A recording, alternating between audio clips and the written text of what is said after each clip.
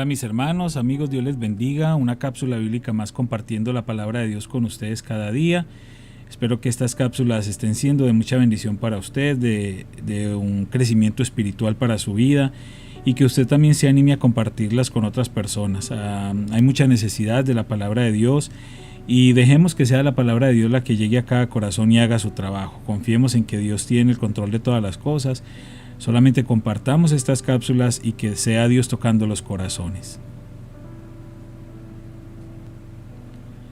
Salmo 67, 1 al 4.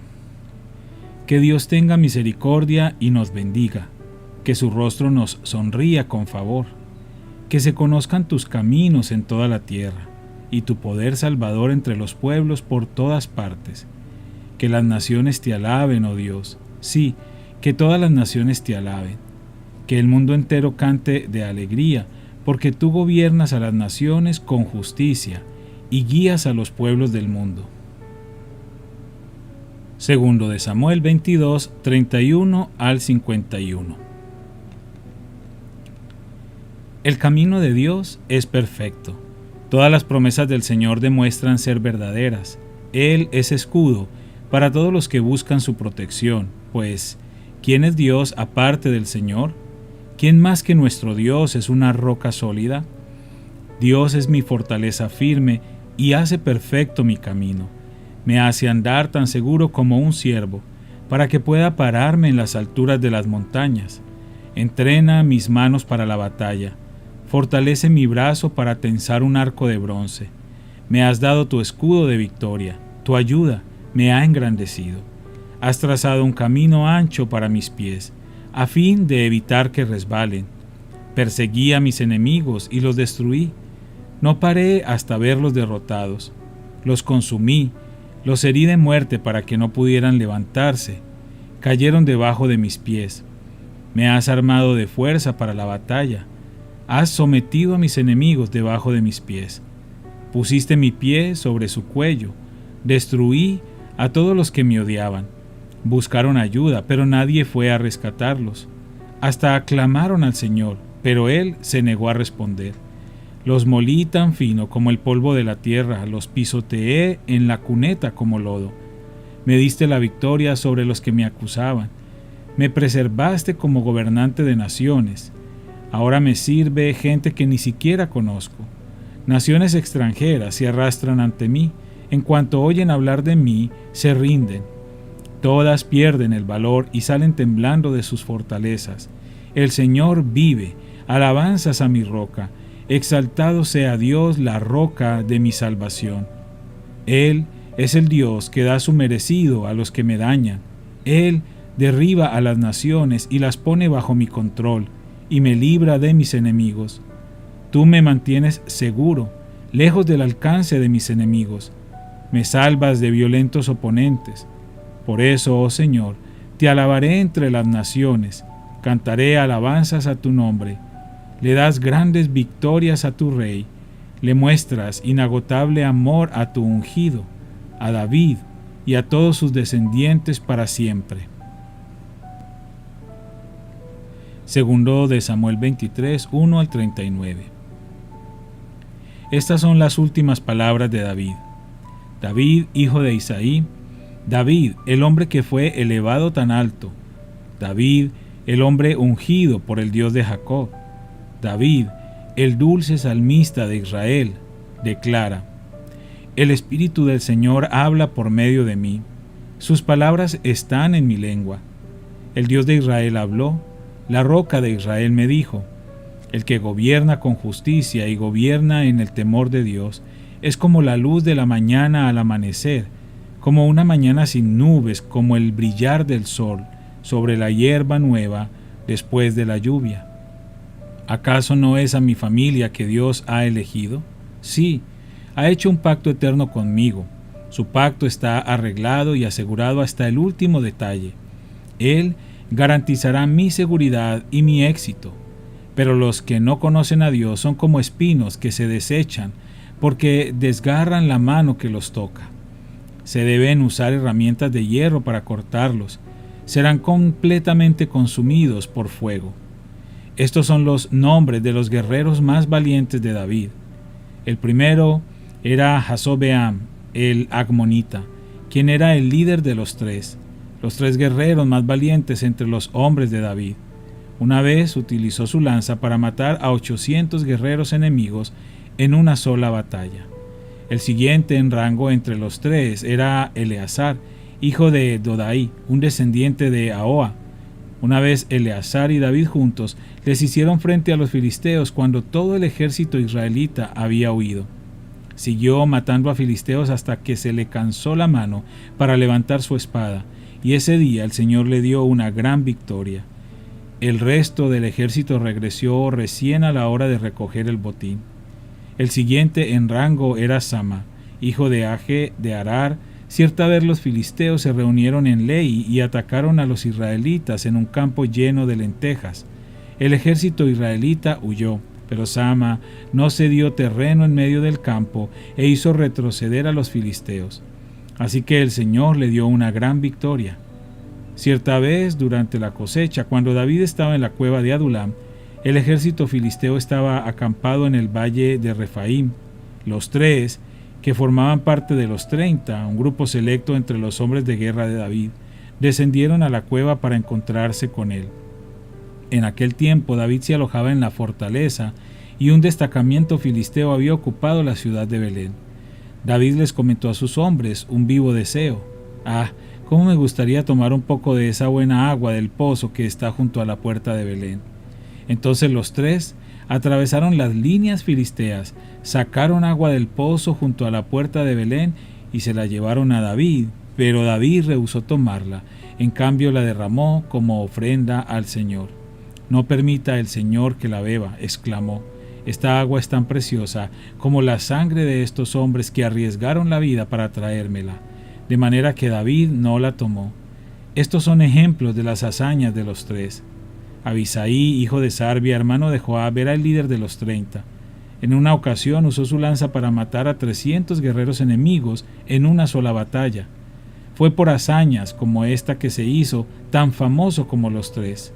Abisaí era el comandante y el más famoso de los 30, aunque no era uno de los tres.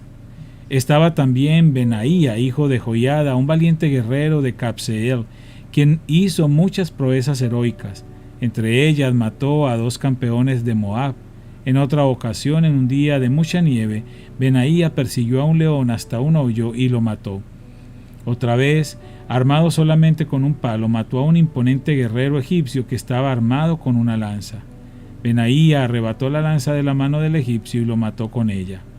Hazañas como estas hicieron a Benaía tan famoso como los tres, los guerreros más valientes. Recibió más honores que los demás miembros de los 30, aunque no era uno de los tres. Además, David lo nombró capitán de su escolta. Los demás miembros de los 30 incluían a Asael, hermano de Joab, Elanán, hijo de Dodo de Belén, Sama de Arod, Elica, hijo de Arod, Eles de Pelón, Ira, hijo de Iques de Tecoa, Abiezer de Anatot, Sibecaí de Usa, Salmón de Ahog, Maaraí de Netofa, Eled, hijo de Baana de Netofa, Itaí, hijo de Ribai de Gibeá, de la tierra de Benjamín, Benaía de Piratón, Urai de Naalegas, Abi Albón de Arabá, Asmabet de Baurim, Eliaba de Saalbón, los hijos de Jasén, Jonatán, hijo de Saje de Arar, Ahíam, hijo de Sarar de Arar, Elifelet, hijo de Asbaí de Maaca, Eliam, hijo de Aitofel de Gilo, Esro de Carmelo, Paarai de Arba, Igal, hijo de Natán de Soba, Bani de Gad, Selec de Armón, Naarai de Beerot, escudero de Joab, hijo de Sarbia, Ira de Jatir, Gareb de Jatir, Urías elitita. En total eran 37. Segundo de Samuel 24, 1 al 25.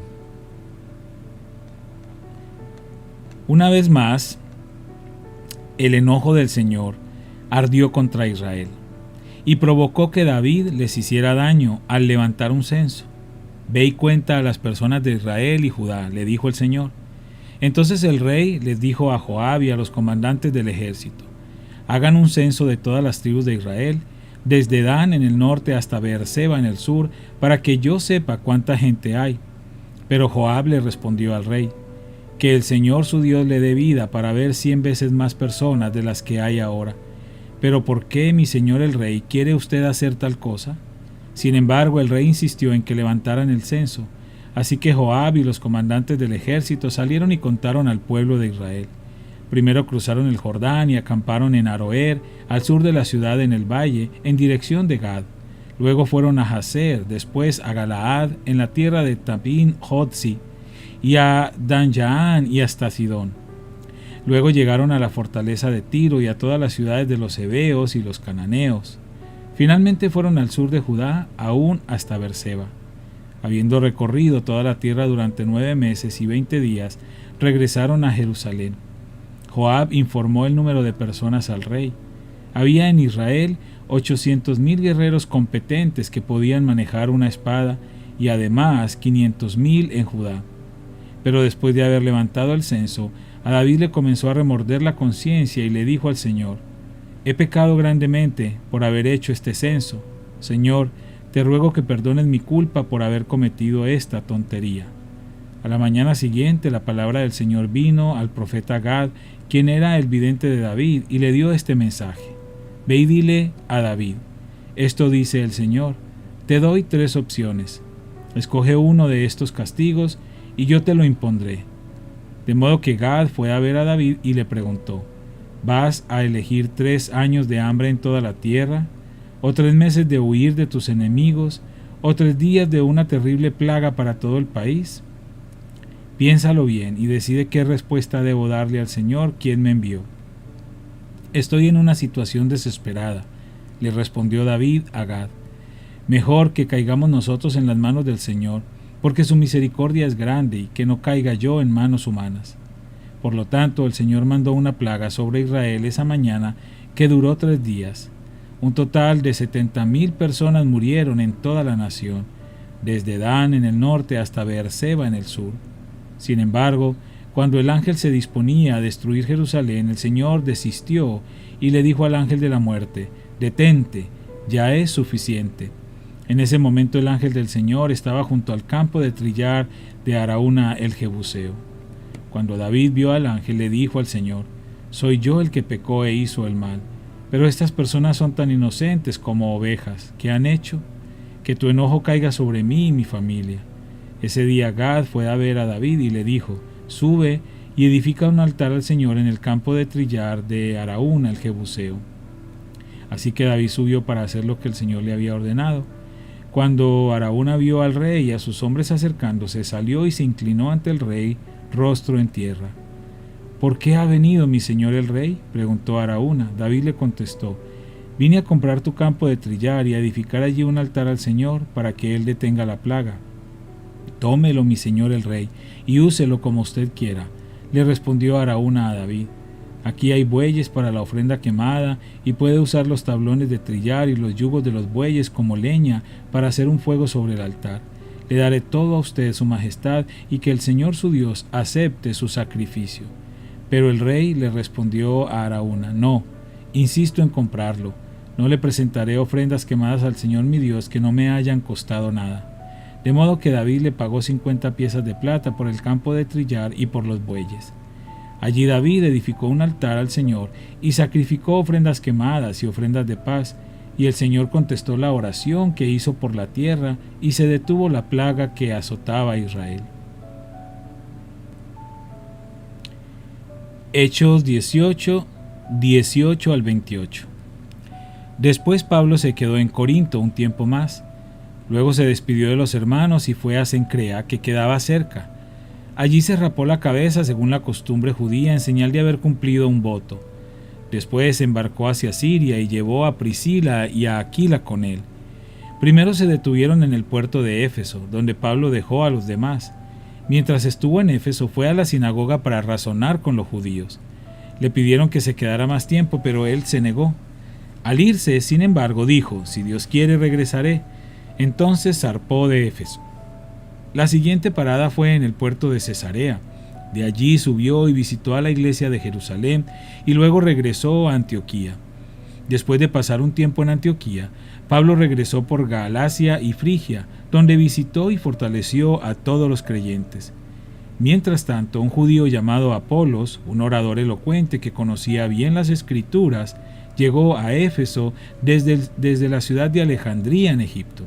Había recibido enseñanza en el camino del Señor y les enseñó a otros acerca de Jesús con espíritu entusiasta y con precisión. Sin embargo, él solo sabía acerca del bautismo de Juan. Cuando Priscila y Aquila lo escucharon predicar con valentía en la sinagoga, lo llevaron aparte y le explicaron el camino de Dios con aún más precisión. Apolos pensaba ir a Acaya, y los hermanos de Éfeso lo animaron para que fuera.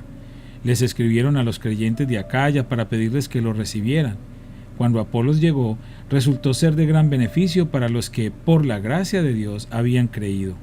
Refutaba a los judíos en debates públicos con argumentos poderosos, usando las Escrituras, les explicaba que Jesús es el Mesías.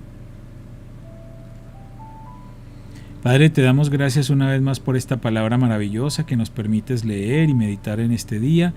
Gracias porque sabemos que a través de ella tú estás obrando en nuestra mente y en nuestro corazón. Te podemos conocer de una manera más profunda y entender y comprender tus planes maravillosos.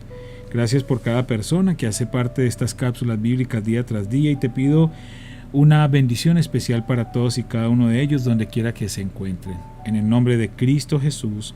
Amén.